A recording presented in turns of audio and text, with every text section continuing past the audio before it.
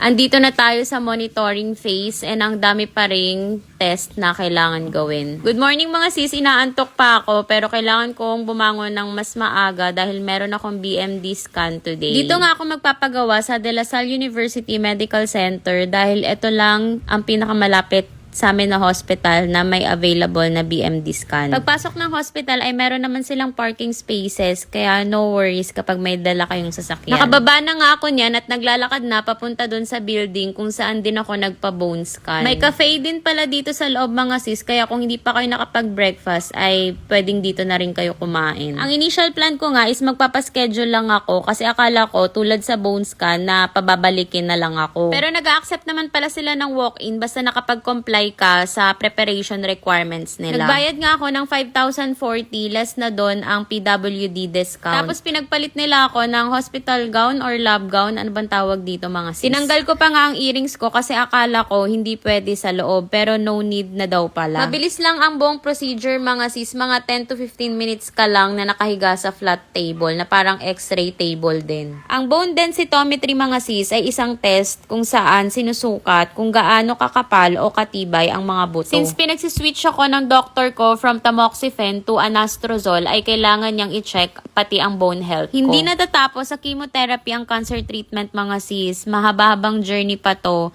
lalo na ang first 2 years ng monitoring. Kaya hindi dapat tayo pakampante. After ng test ay umuwi na rin kami agad dahil may duty pa ako. Kung kaya ko lang pagsabayin ang pagtatrabaho at mga test or consultation mga sis ay ginagawa ko kasi kailangan ko ng pera. Kaya malaking blessing talaga na may work ako na nadadala ko lang basta may internet at power. Nag-work na ako habang nasa biyahe pa uwi. Kailangan mga sis dahil hindi kami mayaman.